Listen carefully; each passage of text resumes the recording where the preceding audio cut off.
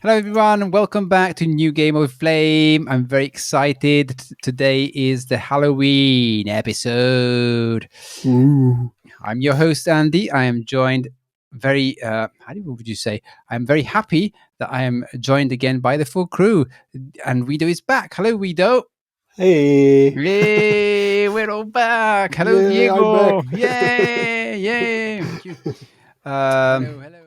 I think Diego, you can go next. I'll go last today. Okay, as you wish. As I wish. So I brought two games today, mainly because I wanted to play this game that just came out, and then perhaps I didn't find it like fully Halloween, so I had to play something else more fitting with the theme. Yeah. Even though there's skeletons and there's other critters that they are kind of fitting, but anyway, I'm gonna talk about two games. All right, I'll try to be short with both, but first game I played is called Dr. Dangerous, or actually the full title is Dr. Dangerous Secrets of the Temple of Xol'Tan for Amiga, and this has been out at this time when we're speaking just for a few days, really, a couple of weeks maybe, something like that. And so it's made by Who Games, or Who Games 2017, and it's a name your own price on each, although it might be possible that there is some upcoming physical version. I'm not sure. On each there's a picture of a possible box, but I think that the picture is a mock-up. It's not a real box, so don't know if it's just for fun or if they plan to release it also physically. All right, so it looks good. It looks amazing graphically. I really like it. Yeah, it definitely looks very Amiga to me. So that it's using the full. It's not an AGA game. I think it works on basic Amiga. You might need perhaps half a megabyte RAM expansion. Don't remember for sure honestly right now, but I think it might not work with the basic like stock half a megabyte RAM of Amiga 500, for example. So a little more than the minimum might be required. Anyway, so maybe a little bit about the story very quickly. So you are Dr. Dangerous. Not sure if he's somewhat related to the famous Rick Dangerous, very, very famous platform game of the early 90s for Amiga. Or Maybe he got promotion. Maybe it's the same person but got promoted. Maybe. He studied and got there. He's said to be a scientist, but also an adventurer. So maybe it could be. But the fact is, you don't really see the face of this guy because you are in a hazmat suit, as hazardous materials suit. So you are completely covered. So I don't know. Maybe if you beat the game, which I did not, unfortunately, something might be revealed at the end. It's possible. Yeah, maybe it's a girl. It could be. Who knows? Just like Metroid. Yeah. The original Metroid at that. Yeah. Everybody thought it was a guy until you beat it. And yeah, all right. So the story is that you have a secret lab built within some temple ruins deep somewhere in the Amazon jungle.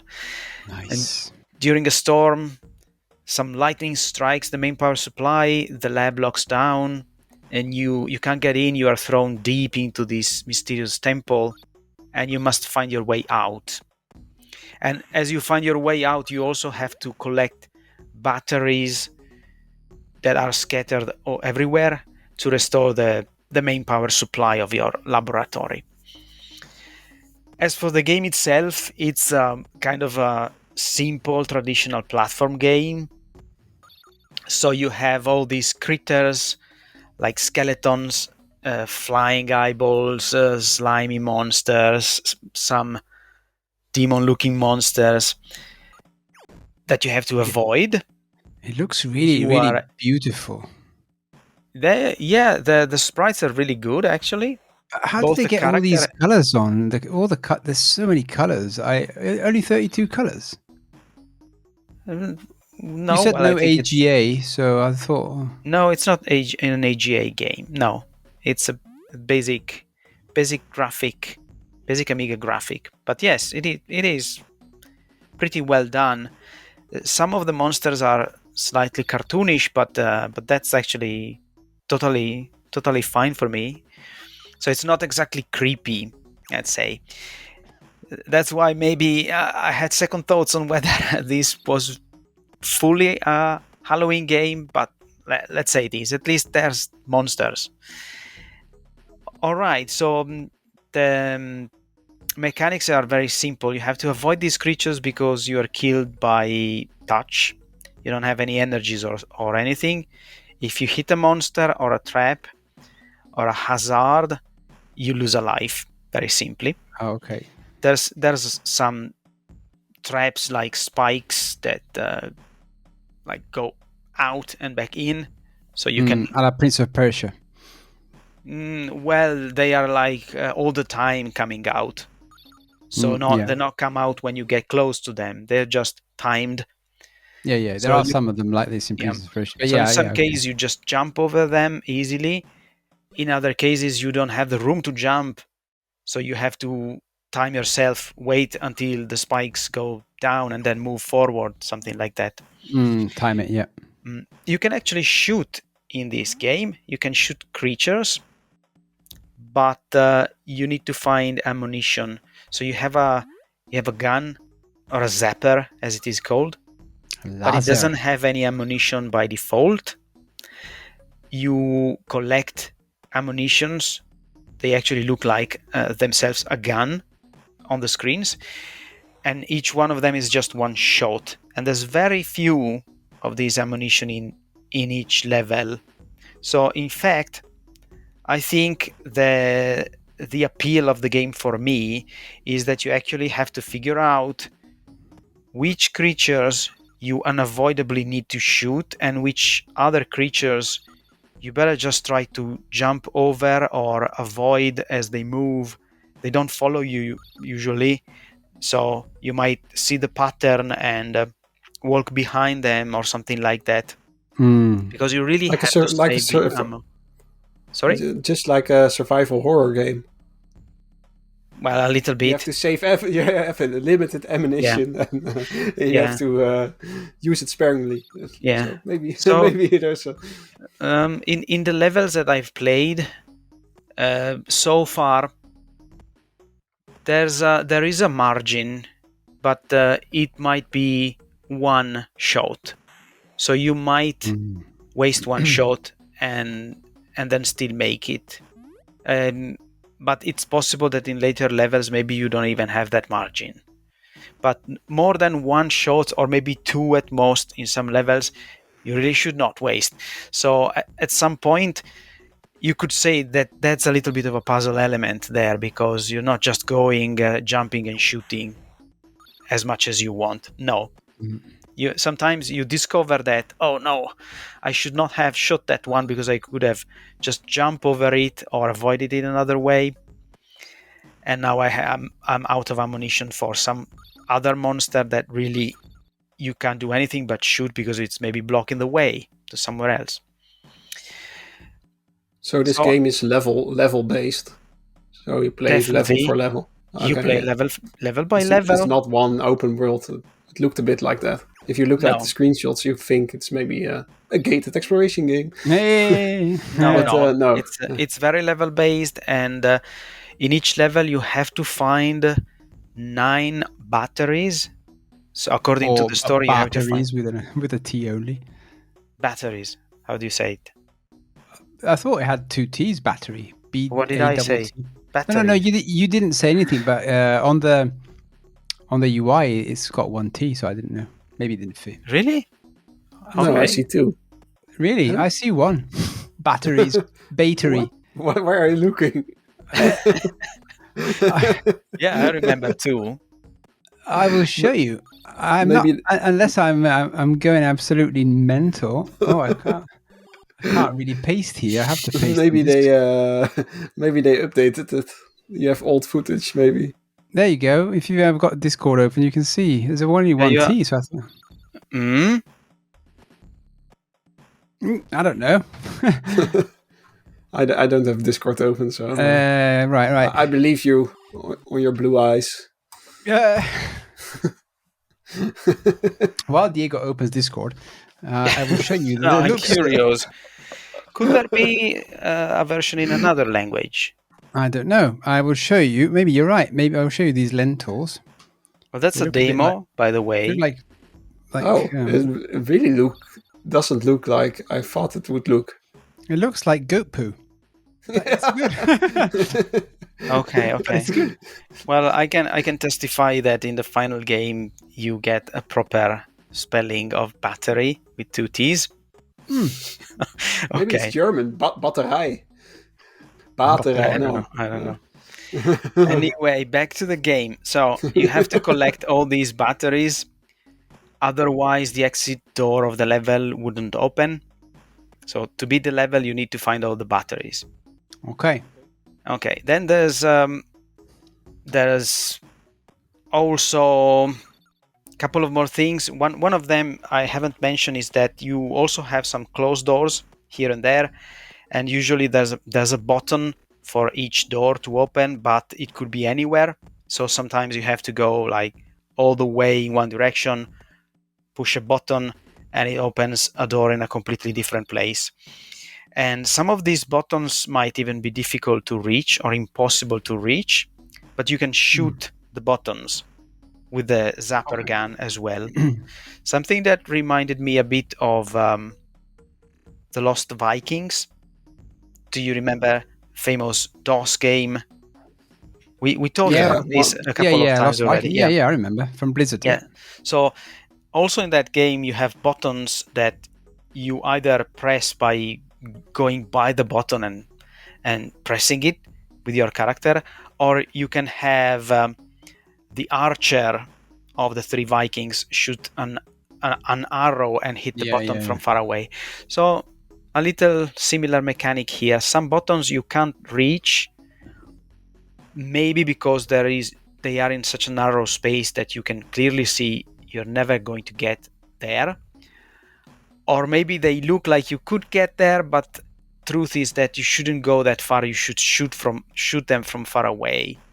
Something like that. You have to figure this out. Sometimes it's trial and error, ending a level and finding yourself in a position where you can't beat the level, and then you have to do it again. And another small addition is that in each level there's a computer terminal somewhere, which it gives you both an extra life and a code which you can use to start a game from that level. Yeah, that's good. Hey, wow. So it's similar as my game, but with saves. yeah, sort of save. And it looks better than we do. It's good that, by the way, it's good that they put this computer terminal somewhere in the level, which is a little less than obvious in my opinion, because usually games with level codes, they give you the code at the start of the level. But not this game. So it gave me a sense of urgency to play at least a little bit every new level so that I would find the code. So that and then you're already playing, and then you just think, oh, then I can just finish this level and go to the next, right? Yes. So it's a good idea to force you to move forward. You're not gonna say, okay, I beat this level, I can go to sleep. tomorrow I continue from here, because if you stop at the beginning of a level, you don't know the new code. You don't know it immediately. Yeah, you have to find it later. Okay. And also the other nice bit here is that anyway, this computer terminal also gives you a bonus life. So even if you know all the codes, or you are replaying the game from the beginning, and it's still worth going to check out that computer terminal, because it's an extra life Gives as you well. extra life. So even if you Yeah, know yeah. the codes. So nice touches. I didn't go that far in this game just due to lack of time, but it looks very, very classical, very promising. Maybe not really groundbreaking in any ways. Nothing that really, let's say, caught my imagination big time, but it feels solid. It looks good, and that's it. Does it have any bosses? No, because there's no real fight. Also, when you shoot the enemies, it's well, as far as I went at least, it's one shoot, one kill. Actually, it's not even that. Your bullet goes through the enemies, so you can catch more than one. Okay. If you want. Well, So the itch side says boss now has 9 lives, and not 1 life. That's right. That's true. But I suppose there is maybe one boss at the very end of the game. I didn't go as far as seeing a boss. So it looks like a puzzle game, really. It's not really for me. It looks like a puzzle. Yeah, just a puzzle game, actually. A puzzle platformer. Yeah, with scrolling. Well, there is anyway some action, meaning that when I think of pure puzzles, I think of games that you can just stop, look at the screen, take your time, or unless there's a timer, involved. But you have to be good with the controls anyway of this game. Be quick with the joystick, do things right, do your jumping right. So maybe puzzle platformer, but I wouldn't call it a puzzle. Yeah. Okay, fair enough. Yeah. I really like the animation of this game as well. Like when the guy is standing, just when you do nothing, he swirls like his arms around, and it is very beautiful. Really, yeah, and the leaves are also really beautifully rendered. There's like leaves on the walls. Mm-hmm.